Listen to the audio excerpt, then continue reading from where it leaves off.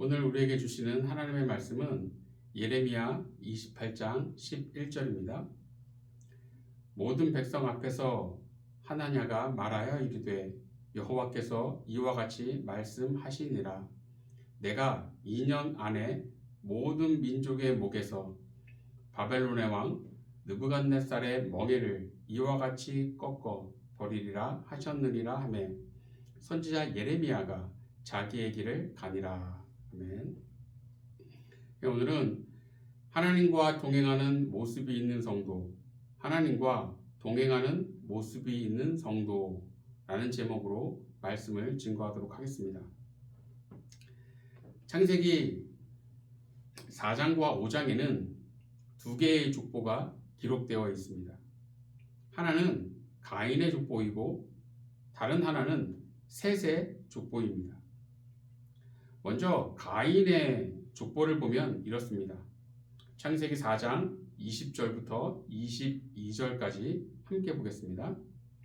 아단은 야발을 낳았으니 그는 장막에 거주하며 가축을 치는 자의 조상이 되었고 그의 아우의 이름은 유발이니 그는 수금과 퉁소를 잡는 모든 자의 조상이 되었으며 실라는 두발 가인을 낳았으니 그는 구리와 쇠로 여러 가지 기구를 만드는 자요 두발 가인의 누이는 나아마였더라. 아멘.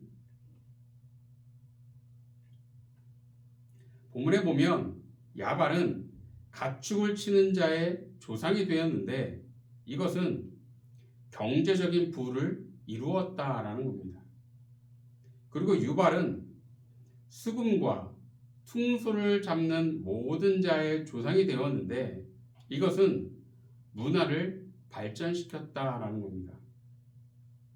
또한 두발가인은 구리와 쇠로 여러 가지 기구를 만드는 자가 되었는데 이것은 과학의 발전을 이루었다라는 뜻입니다.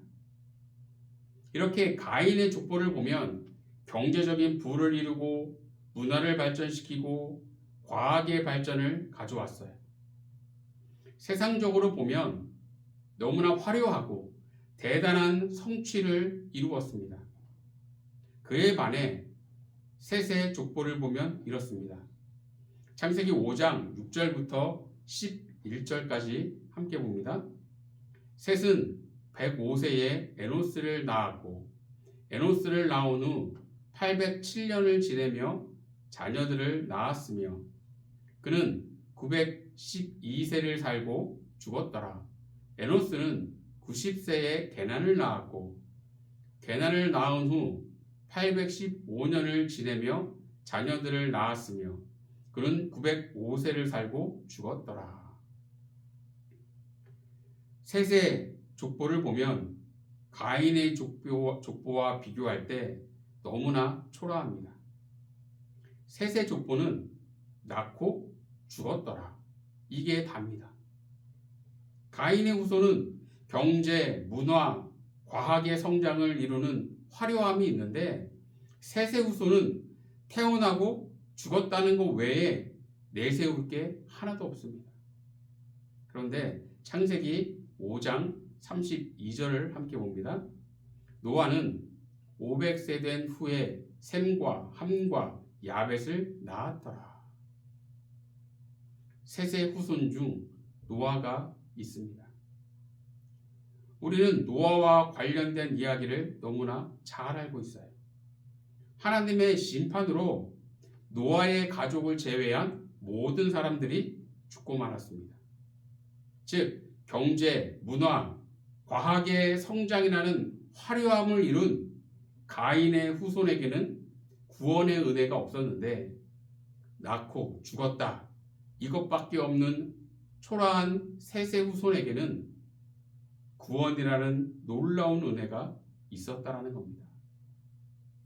비록 세상에서의 화려함이나 성공은 없어도 오히려 초라함이 있는 인생이어도 하나님과의 동행이 없는 가인의 후손과 같은 자들을 부러워할 필요가 없다는 겁니다. 우리가 하나님과 동행하는 자라면 우리는 영적인 셋의 후손으로 구원의 은혜가 있는 성공적인 인생이라고 할 수 있다라는 거예요. 그래서 우리가 가장 중요하게 여겨야 하는 것은 하나님과의 동행이 있는 인생이냐 없는 인생이냐 하는 겁니다. 여기에 따라 구원의 은혜가 있는 성공적인 인생이 되느냐 아니면 구원이 없는 실패한 인생이 되느냐가 결정되는 겁니다. 그럼 하나님과 동행하는 삶에는 어떤 모습이 나타날까요? 첫째는 다투지 않고 믿음의 길을 가는 모습이라는 거예요. 아버지와 초등학교 1학년 아들이 함께 목욕탕에 갔어요. 목욕을 마친 후 아버지는 몸을 닦고 거울을 보면서 머리에 무스를 바르고 있었어요. 그런데 아들이 이렇게 말했습니다. 아빠, 그거 머리에 바르면 안 돼. 발에 바르는 거야. 깜짝 놀란 아버지는 무스통을 본 뒤 아들에게 아니야, 이건 머리에 바르는 거야 라고 말했어요. 그러자 아들은 무스통에 적혀 있는 글씨를 가리켰어요. 무스통에는 두발용이라고 적혀 있었습니다. 한자를 모르는 아들은 두발이 가리키는 게 다래를 가리키는 두발이라고 생각한 거죠. 아들 입장에서는 분명 두발이라고 적혀 있으니 당연히 발에 바르는 것이라고 확신했던 겁니다. 제가 며칠 전 책상에 앉아 이제 책을 읽고 있는데 밖에서 누군가 교회 계단을 올라오는 소리가 나서 나가봤어요. 40대로 보이는 여자 2명이 교회로 온 겁니다. 어떻게 오셨냐고 물었더니 신천지에서 왔다는 거예요. 상대하기 싫어서 그냥 가시라고 했어요. 그랬더니 저희에 대해서 뭔가 오해를 하고 있는 것 같다고 하길래 듣고 싶지 않으니 가라고 했습니다. 그런데도 가지 않는 거예요. 그래서 그냥 무시하고 집으로 들어갔습니다. 이 두발용이라는 것을 사람의 발로 이해한 아이, 그리고 이단인 신천지 사람들, 이들의 공통점은 잘못된 것에 대한 확신이 넘친다라는 겁니다. 그러나 아이의 경우 아빠가 잘 설명하면 돼요. 아이는 충분히 이해합니다. 그런데 이단의 경우는 너무나 확고하게 이단 교리에 빠져 있어서 잘 설명한다고 되는 게 아니에요. 오히려 싸움으로 번질 수 있습니다. 그럼 어떻게 해야 할까요? 이러쿵 저러쿵 설명하려다 싸움으로 번지고 다투지 말고 그냥 우리는 우리가 가야 할 믿음의 길을 묵묵히 가면 되는 겁니다. 전혀 다투고 싸울 필요가 없다는 거예요. 오늘 본문 11절을 우리 함께 봅니다. 모든 백성 앞에서 하나냐가 말하여 이르되 여호와께서 이와 같이 말씀하시니라. 내가 2년 안에 모든 민족의 목에서 바벨론의 왕 느부갓네살의 멍에를 이와 같이 꺾어버리리라 하셨느니라 하매 선지자 예레미야가 자기의 길을 가니라. 아멘. 예레미야 28장은 남유다의 마지막 왕인 시드기야 왕 때를 배경으로 하고 있어요. 당시 남유다는 바벨론의 여러 차례 침공으로 많은 사람들이 포로로 잡혀간 상태였고 바벨론의 내정 간섭이 너무나 심했어요. 그래서 시드기야 왕은 주변의 여러 나라들과 동맹을 맺고 바벨론에 반기를 들었습니다. 당시 남유다의 분위기는 타드화자 바벨론 이런 분위기였어요.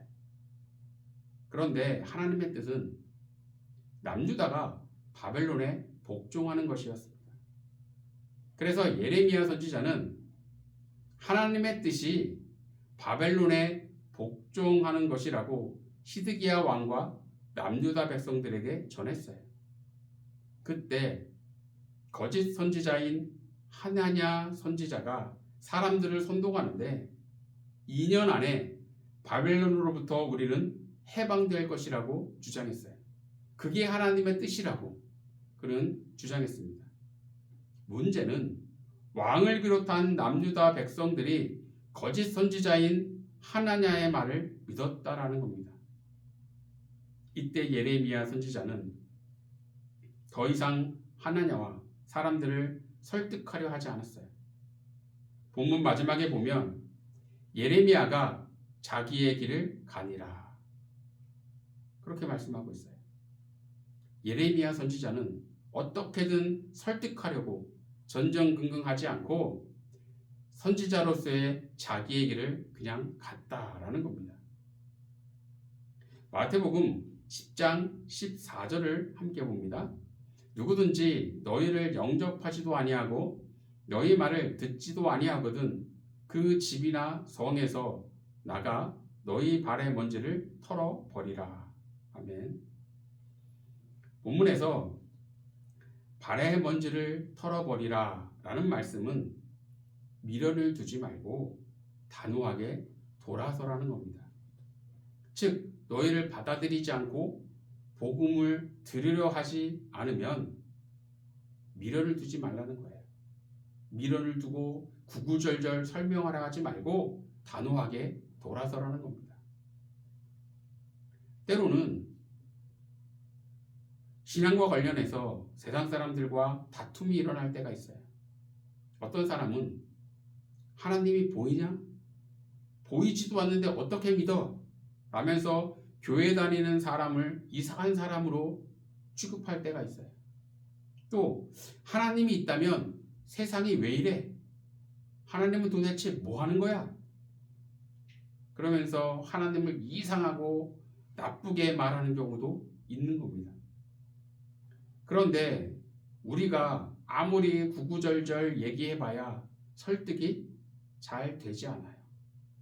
괜히 오해만 불러오고 싸움으로 번질 수 있습니다. 그러니 다투지 말고 예레미야 선지자처럼 우리는 그냥 우리가 가야 할 믿음의 길을 가면 된다는 겁니다. 그렇게 우리가 걸어가는 믿음의 길을 세상 사람들에게 보여줘서 살아계신 하나님, 역사하시는 하나님, 사랑의 하나님을 보여주면 되는 겁니다. 그러한 모습이 하나님과 동행하는 삶이라는 거예요. 하나님께서는 세상 사람들과 싸우고 다퉈서 이기길 원하시는 게 아닙니다.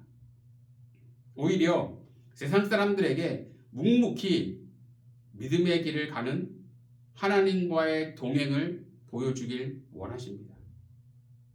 이것을 잊지 마시고 싸우고 다투는 것이 아니라 묵묵히 믿음의 길을 가는 것을 통해 하나님과의 동행의 모습을 보여주는 저와 여러분이 되기를 간절히 축원합니다. 두 번째로 하나님과 동행하는 삶의 모습은 갈등 없이 자동적으로 순종하는 모습입니다. 한 여인이 아기를 낳고 친정에 머무르고 있었어요. 어느 날 딸이 엄마에게 아기의 머리카락이 붉은색인 게 신기하다고 말했어요. 왜냐하면 그녀와 남편은 모두 금발이었기 때문입니다. 이 말에 엄마가 이렇게 말했어요. 얘야, 네 아버지 머리카락이 붉은색인 걸 잊었니? 이 말에 딸이 엄마, 그건 말이 안 되잖아요. 난 입양아인데. 라고 말하자 엄마는 그걸 내가 자꾸 잊는구나 라고 대답했어요. 엄마의 대답에 딸은 엄마에 대한 사랑은 더 커졌고 엄마에게 더 잘해야겠다는 다짐을 했습니다. 딸은 자신을 입양하라고 생각을 아예 하지 않는 엄마의 마음을 알았기 때문입니다. 종종 저희 딸들이 카톡으로 돈을 보내달라고 할 때가 있어요. 그럼 저는 돈을 보냅니다. 그런데 돈을 보내면서 그래, 친딸이 보내라고 하니까 보내줘야지. 친딸만 아니었으면 뭐 이렇게 생각하고 돈을 보낼까요? 딸이 원하니까 자동적으로 보내게 됩니다. 또 학교로 어떤 것을 가져다 달라고 할 때가 있어요. 그러면 택배비도 안 받고 가져다 줍니다. 그때 그래, 친딸이니까 들어줘야지. 친딸만 아니었으면. 뭐 이렇게 생각하고 해줄까요? 아닙니다. 자동적으로 하게 된다는 거예요. 우리가 하나님께 순종하는 것도 갈등하지 않고 자동적으로 하게 되는 단계까지 가야 한다는 거예요. 갈등하고 고민하고 주저하는 것이 아니라 자동적인 순종이 이루어지는 믿음의 사람이 되어야 합니다. 다니엘 6장 10절을 함께 봅니다. 다니엘이 이 조서에 왕의 도장이 찍힌 것을 알고도 자기 집에 돌아가서는 윗방에 올라가 예루살렘으로 향한 창문을 열고 전에 하던 대로 하루 3번씩 무릎을 꿇고 기도하며 그의 하나님께 감사하였더라. 아멘. 본문에 보면 다니엘이 이 조서에 왕의 도장이 찍힌 것을 알고도 라고 말씀하고 있어요. 즉 다니엘은 왕의 명령으로 하나님께 기도하면 죽게 된다는 것을 알았다라는 겁니다. 그러나 다니엘은 전에 하던 대로 하나님께 기도했어요. 전에 하던 대로 라는 말 속에는 기도를 할까 말까 하는 그런 고민이나 갈등이 전혀 없었다라는 것이 들어있다라는 겁니다. 자동적으로 기도하게 되는 다니엘의 믿음이 담겨 있는 거예요. 이렇게 갈등하지 않고 자동적으로 순종의 모습이 나오는 게 하나님과 동행하는 자의 모습입니다. 하나님과 동행하는 것은 어려워요. 다투게 되고 갈등하게 되는 순간들을 너무나 많이 만나게 됩니다. 그러나 우리는 영적으로 가인의 후손이 아니라 셋의 후손입니다. 신앙의 흐름이 나에게서 끊어지는 게 아니라 하나님과 동행하는 삶으로 구원의 은혜가 계속해서 이어져야 한다는 거죠. 그럼 하나님과 동행하는 삶이란 어떤 모습일까요? 첫째는 다투지 않고 믿음의 길을 가는 모습입니다. 둘째는 갈등 없이 자동적으로 순종하는 모습입니다. 이 두 가지의 모습을 통해 하나님과 동행하는 가운데 구원의 은혜가 있는 성공적인 인생을 만들어가길 예수님의 이름으로 간절히 축원합니다. 기도하겠습니다. 하나님, 저희들 하나님과 동행하는, 그래서 주님의 칭찬받고 주님의 인도하심과 보호하심이 있는 믿음의 백성 될 수 있도록 저희들을 붙잡아 주시고 인도하여 주시옵소서. 저희는 신앙적으로 가인의 후손이 아니라 셋의 후손입니다. 그 사실을 잊지 않게 하여 주셔서 저희들 주님을 떠나지 아니하고 끝까지 주님과 동행하며 함께하는 믿음의 백성이 될 수 있도록 저희들을 붙잡아 주시옵소서. 모든 것 주님께서 함께 하시길 소원하며 예수님 이름으로 감사하며 기도드리옵나이다. 아멘.